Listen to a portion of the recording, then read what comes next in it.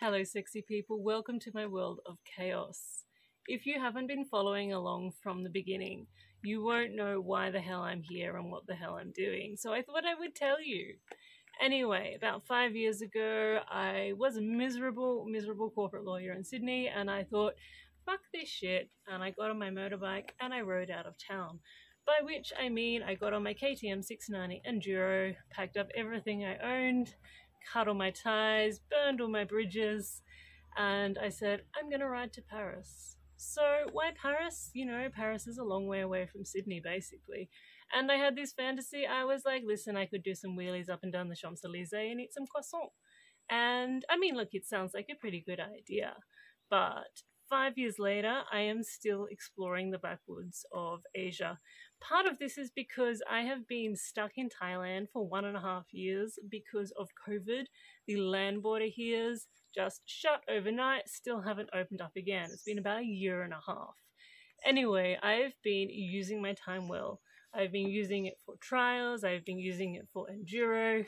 I even have a CBR over there that I've been using to get myself into plenty of trouble.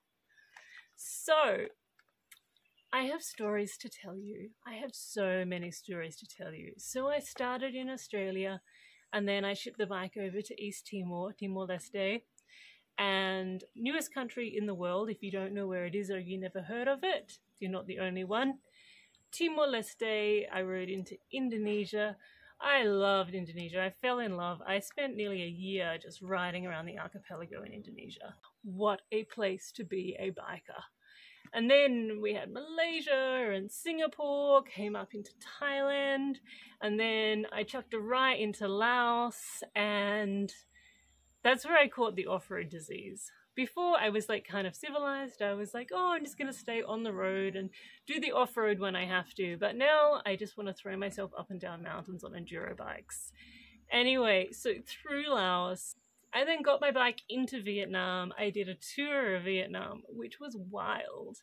And then back into Laos, and then down into Cambodia. And I was riding around Cambodia with, you know, a machete strapped to my bike and having a brilliant time when COVID came along.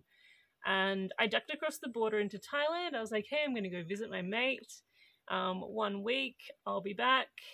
Anyway, 1.5 years later, I'm still stuck here in Thailand, and my bike is still in Phnom Penh, which sucks a little bit. But as you can see, I have been keeping myself busy in the meantime.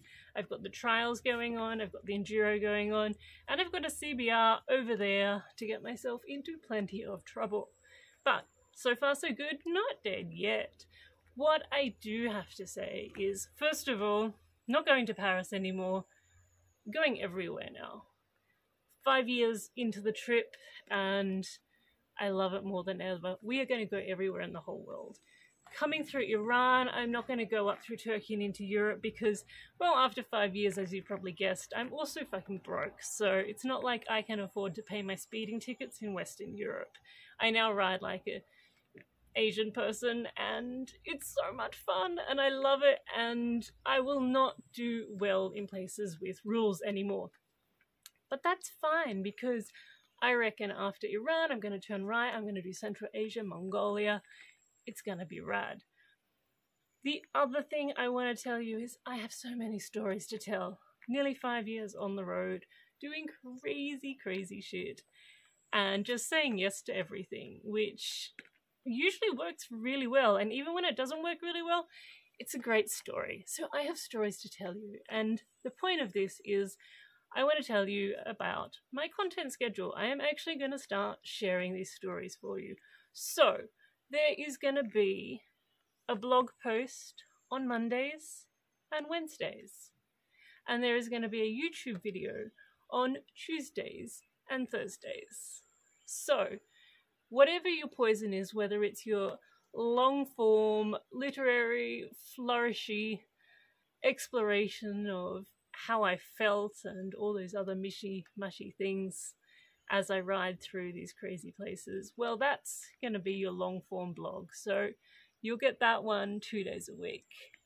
But if you just want to watch the video and watch me fall down mountainsides or try not to fall down mountainsides, then you're also going to get that 2 days a week. So there you go, you've got a schedule.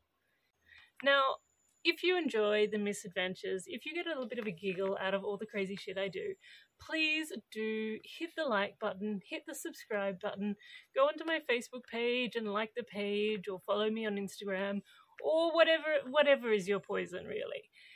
When you do this, it helps me not starve to death. It helps me put fuel in the tank on my motorbike, and that's what's important in life. So help me out, and I hope you come back for more.